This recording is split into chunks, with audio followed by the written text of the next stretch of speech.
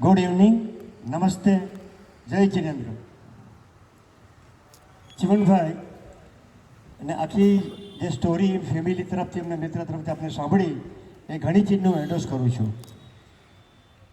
અમારું રિલેશન ચીમનભાઈ સાથે છેલ્લા 53 વર્ષથી છે, 53 યર્સ.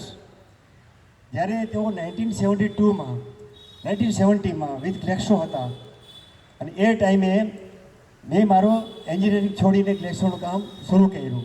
પણ તમે બિલીવ નહીં કરો, 25,000 રૂપિયાના ઇન્વેસ્ટમેન્ટમાં એ ટાઈમે હું 3 લાખ રૂપિયાના મહિનાનું બિઝનેસ કરતો. પણ કેવી રીતે થતું એના માટે સૌથી મારો આભાર ચીમનભાઈને માનવો પડે. કારણ કે જ્યારે 25,000નો તમારે ઇન્વેસ્ટમેન્ટ રોજના તમને ઓર્ડર આવે, ડિલિવરી કરવાનું, સ્ટોક રાખવાના, ઉઘરાણી થોડી હોય, એ બધું મેનેજ કરવામાં કાંઈ સ્ટોક તો હોય જ નહીં. પછી ઓર્ડર આવે એટલે લીધો સવારના 7 વાગે જતા અમે ગ્લેક્સોમાં, ત્યાં એવું અમને ખાસ સ્પેશિયલ પરમિશન કરી આપેલી કે તમે આવો સવારના તમને તરત માલ અપાવી દેશું અને તમે ડિસ્પેચ કરો. 7 વાગ્યા લઈ 9 વાગે અમે બધું ડિસ્પેચ કરતા. So this way he has help. જે કે અમારા મસીહા, આપણે લાઈફમાં કહીએ કે તમારા ગોડફાધર કોણ, તો એ અમારા ગોડફાધર હતા. એની ઘણી બધી વાતો કરવાની હોય, પણ સૌથી પહેલાં મારે જ્યારે બિઝનેસ કર્યો તો 25,000નો બિઝનેસ હતો. તેને અમેરિકાથી મારો સન આવી ગયો, લાસ્ટ 10 વર્ષ જોઈન કર્યું અને એ ગ્રોન અપ ટુ 130-150 crores.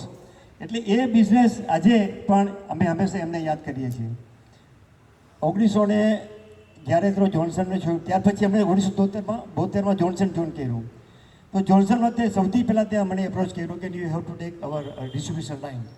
અમે કીધું આટલી બધી કેપેસિટી ક્યારે, એ ટાઈમે જોન્સનમાં તમારે 2 મહિનાનો સ્ટોક રાખવાનો હોય, ટર્નઓવરનો, કેવી તરીકે બધું મેનેજ કરી લઈશું કરો. એમ કરીને નેક્સ્ટ ડે મને એપોઇન્ટ કર્યો અને એ કંપની સાથે એટલું બધું અમે ગ્રોથ થયા કંપની સાથે. અને એ કંપનીમાં એમને એ કંપનીને પણ ખૂબ જ ગ્રો પડે. કારણ કે જ્યારે 1970-72 પીરિયડ હતો ને, ત્યારે કંપનીના દર 2 મહિને 3 મહિને ડિસ્ટ્રીબ્યુટર બદલી થયા કરે. કોઈ ડિસ્ટ્રીબ્યુટર સ્ટેબલ હતું નહીં, કોઈ સેલ્સમેન સ્ટેબલ હતા નહીં. આ મને પૂરેપૂરેનું સાક્ષી છું. તો એ ટાઈમે એને જે અખિલ મારફતિયા બંને જોડીએ કંપનીને 5 વર્ષમાં એટલી બધી સ્ટેબલ લાવી કે એને કોઈ પણ સ્ટોકીસ છોડતા નહોતા, કોઈ સેલ્સમેન કે કંપની છોડી ભાગતા નહોતા.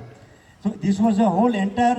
એમની જે પોતાની આવડત હતી, એમની પાસે એક મોટી આવડત શું હતું, પારેખ એટલે ખબર તમને કે એ દરેકને ઓળખી જાય કે આ પથ્થરમાં સોનું છે કે શું છે. એમ એની જે આવડતની હિસાબે એ દરેક સેલ્સમેનને ઓળખતા, દરેક વ્યક્તિને ઓળખતા, દરેક વેપારીને ઓળખતા અને વેપારીને એટલું સપોર્ટ કરતા. ખાલી માત્ર અમારા ડિસ્ટ્રીબ્યુશન નામના હોલસેલર્સ નહીં, બોમ્બેના આખા 10,000 રિટેલર્સ છે, કેમિસ્ટ, અને બીજા 30,000 રિટેલર્સ છે, કન્ઝ્યુમર ડીલર. એકને ચીમનભાઈને બધા ઓળખતા. કારણ કે તેઓ જ્યારે જતા ત્યારે ઓફિસમાં નહીં બેસતા, ફિલ્ડમાં નીકળતા અને બધા સાથે પર્સનલ રિલેશન રાખતા. જેમ ભાઈએ વાત કરી કે એકને દરેકને personal relation, not only personal, એ ઓર્ડરના જે ફેમિલી સાથે પણ તમારા કેટલા પુત્રો, એના માટે કાંઈ પ્રોગ્રામ ઓર્ગેનાઇઝ કરે કે આપણે આમ કરીએ. એટલું ધીસ નેચર વોઝ ચીમનભાઈ. એટલે એમના વિશે હું વધારે કહીશ તો આજે આપણો સમય લગભગ રિપીટ થાય છે. પણ એમની બીજી ખાસ ક્વોલિટી એ હતી કે જ્યારે કંપનીના કોઈ પણ તમે જોશો કે જ્યારે કન્ઝ્યુમર લાઇન, કોઈ સેલ્સ લાઇનમાં પાર્ટી કરવાની હોય, પાર્ટીઓ હોય, એનું ખૂબ જ એ શોખીન હતું. મહેમાનગતિ કરવાની ખૂબ શોખ. ઘણા લોકોને બોલાવતા જમવા માટે, ઘણા લોકોને આમંત્રણ કરતા. અને કંપનીમાં એક નવો ચીલો પાડ્યો કે આપણે બધા આ સ્ટોકિસ્ટો કે વેપારીઓને બોલાવીને જમાડીએ, ખવડાવીએ, કંપનીઓ સેલ્સમેનોને એન્કરેજ કરે. તો એમાં બધાને ખાવાનું ખવડાવતા, પીવડાવતા, પણ તેઓ નિષ્પૃહ હતા, તેઓ કાંઈ લેતા નહીં. એટલે આ એ જે ક્વોલિટી અમને એના પરથી ખૂબ જ સમજવાનું, જાણવાનું મળ્યું. તમે બધા સમજી શકો છો. સો ધીસ ક્વોલિટી શ્રુડ હતા, ખૂબ જ, જેને કહેવાય ને કે તમને એને કોઈ ઊનું નહીં બનાવી શકે ગમે તેવો કંપનીનો. ઇવન અમારા વેપારી ટ્રેડ એસોસિએશનના ઘણા બધા કંપની સાથે બરાબરી થતી, પણ એવો હેન્ડલ કરતા કે એમની સામે કોઈ થઈ શકતું નહીં. આવા ક્વોલિટી ચીમનભાઈ એ આજે આપણી પાસે નથી, પણ તેઓ સદાબહાર છે, ગયા નથી, ત્યાં જ છે. એટલે અને તમે જોશો કે કોઈ પણ વ્યક્તિનું જો જીવનનું સત્ય ક્યારે ઓળખાય છે, જ્યારે સત્કર્મ કરે છે ત્યારથી એમનું જીવનની મૂલ્ય ઓળખાય છે.